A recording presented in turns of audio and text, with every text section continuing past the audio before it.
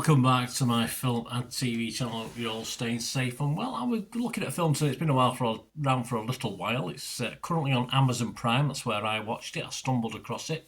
It's getting okay reviews, so I thought I'd give it a watch. And it's called Stockholm Bloodbath, directed by Michael Hulston, and it stars Sophie Cookson, Albert August, Claes Bang, Emily Beecham, Adam Payson, Ulrich Thompson, Jakob Offefro, Wolf Scolding, Thomas Cheening, Mikael Bo Felsgaard, Kate Ashfield, Mattias Ferrella, and Wayne Brett, and some others no doubt, but they're the main protagonists in this, and it's produced by Helena Danielsson.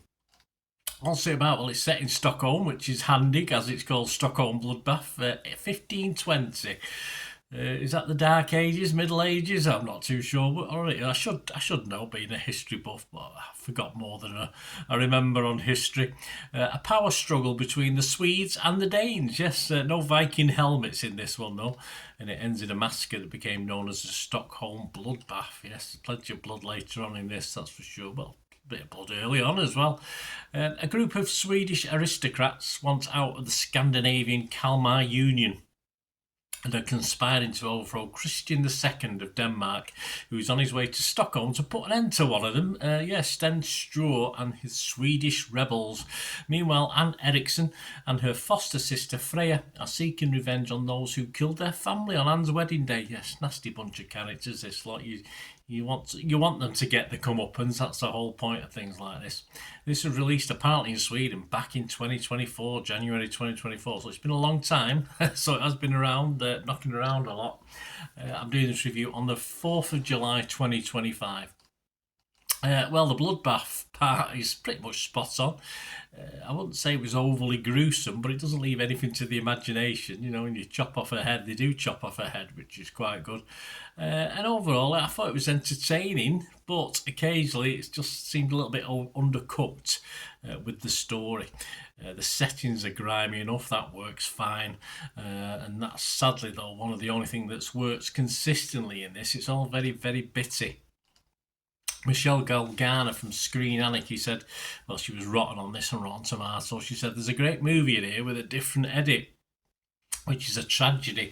The production values are high, the actors good to great, but the modern aesthetics and choices muddy the story and tone. Yes, before seeing Michelle's critique, I also wrote a similar thing. I said a pretty strong watchable cast, but the story lacks the coherence to bring the best out of them or make this an interesting watch. For all, it's near 2.5 hour watch time, so you know me and long watches, and I think it's a big problem. 45 minutes perhaps on the cutting room floor out of this may have helped, and perhaps a few tweaks to the script was also a better option. There's just no real flow to this, and I agree wholeheartedly with Michelle. Todd Jorgensen from Cinemalog is rotten on this as well. He said, spectacle overwhelmed substance in this blood-soaked war epic, which has style and attitude to spare, but little underlying character or emotional depth to make us care. Yeah, the true story is very interesting. Of course it is. You read up on it. And the cast as their characters are a good cast, but yes, it never really grabs you emotionally to cheer for the little guys. As I say, there's one or two you like and you want to come through this unscathed, but there's not enough sort of tightness to the story. It just wanders all over the place. It's also classed, interestingly enough, in the Internet Movie Database as a comedy, obviously a dark comedy, black comedy, but that never really comes to the fore in this, and I wouldn't attach any sort of comedic level at all to this one.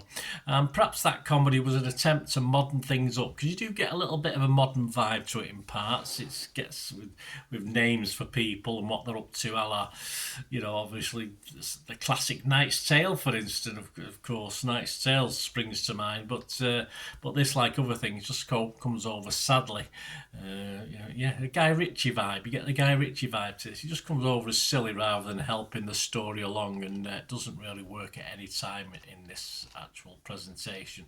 Perhaps it's trying to be all things, which has made it sadly a jack of all trades, and probably not even a jack of all trades, just a workman-like of all trades, certainly not master of any, and I think that style just lets the project down overall. Score wise, yeah, Rotten Tomatoes audience just 36%, so not fantastic. Internet Movie Database, 1,400 scores and reviews as I'm doing this, and it's coming up with a 4.7, so not great. I think that's a little bit mean because there were bits in it, as I said, that were okay. I was rotten though on Rotten Tomatoes, so I agreed with that. I was mixed on Metacritic. I'm not going to be totally negative on this one, but it made me want to know a little bit more about this period in history. It made me want to, of course, if you're Swedish, Danish, you're probably Scandinavian, you probably know a lot about this anyway. Obviously, outside here in the UK, it's not something we know too much about. So it did want me, that's a positive, that did want me to find out a little bit more.